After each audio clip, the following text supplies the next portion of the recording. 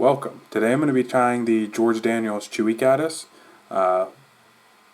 This is how I like to tie this fly. I'm pretty sure I'm following it step to step, but I like to cut things out. I like to keep it stupid simple.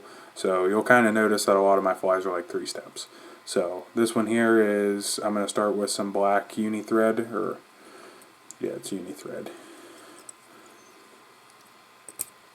Get that ready in there, and then I'm actually going to start with the flashback. So this fly, the whole thing has a flashback, and I'm using just medium tinsel.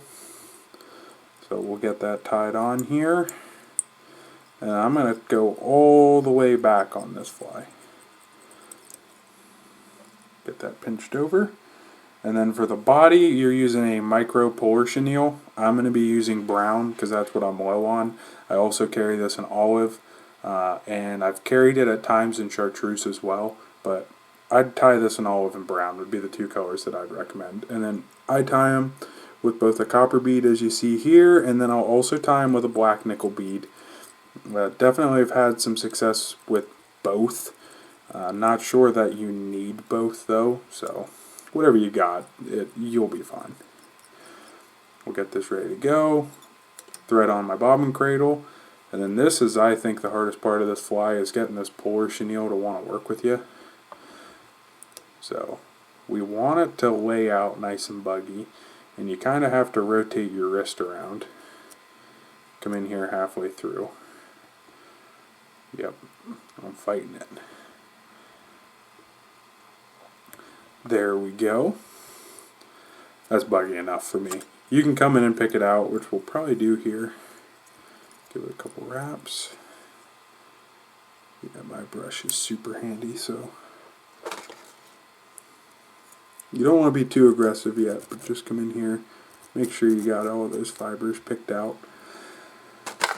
Now what I'm going to do is take this back, just fold it over to the center of the bead, so as you guys can see there, then you're going to tie it down. I like rotary because I can rotate this right to me, so I can make sure I'm putting it perfectly down the back.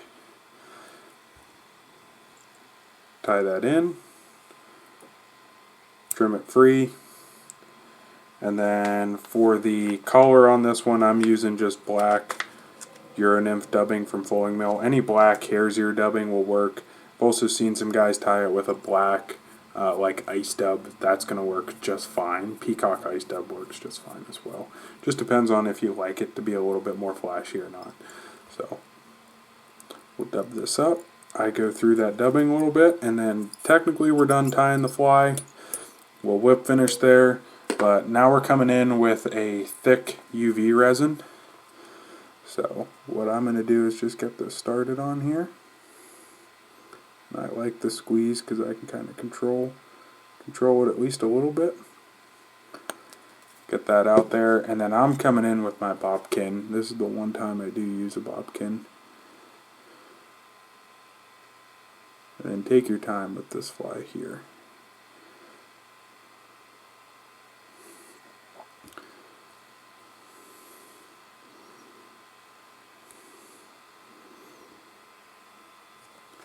Okay, so I've kind of brushed everything down for the most part. You can see there's some fibers sticking up through there, but I'm just going to have to fight them. And then with this thicker resin, it does take a little bit longer to cure. This one here, I like sitting here 15-20 seconds roughly. I'm sure it's more like 10, but set it there, check. It's nice and firm.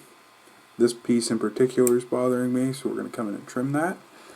And then wherever I put my little brush, there it is, you can come in here and brush it out a little bit more. You can just get that black dubbing to kick up a little bit. It'll look like the little legs on a caddis nymph.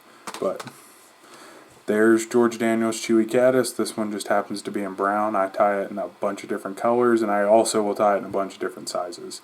We're talking 12s down to 20s, and rotate with your bead color as well. I mean, trout definitely care about your bead color day to day, but I actually think you should have the patterns in at least 2 different bead colors. So there's a little tip for you. So appreciate you guys watching, and we'll come up with something else for you.